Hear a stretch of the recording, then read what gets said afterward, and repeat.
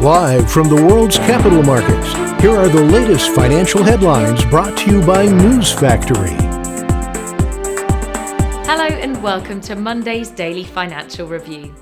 Here's what's making the headlines in the markets today. The dollar-yen price remained largely unchanged in the last session. The stochastic RSI is giving a negative signal. The Bitcoin-dollar pair exploded 2.6% in the last session. The ROC is giving a positive signal.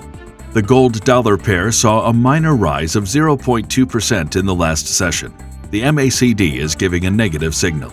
The last session saw the oil rise 0.5% against the dollar. The ultimate oscillator is giving a negative signal. Coming up, the choices from our chief analysts for today. Oil rose above $78 a barrel to close the week, within sight of this week's three-year high, supported by tight supplies due to OPEC plus supply curbs. The UK economy recovered faster than expected between April and June this year as spending surged after lockdown.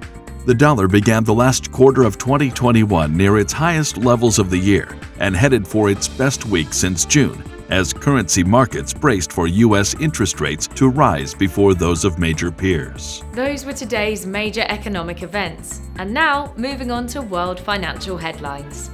The Eurozone's Eurogroup meeting will be released at 00 GMT. The U.S. three-month bill auction at 15:30 GMT.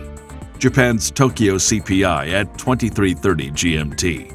Australia's Commonwealth Bank Services PMI will be released at 2200 GMT. Spain's unemployment change at 0700 GMT. The U.S. factory orders at 1400 GMT. We hope that you've enjoyed Monday's financial review. On behalf of all of us here, we wish you a productive trading day. Be sure to join us tomorrow morning for the latest news and events from the financial markets.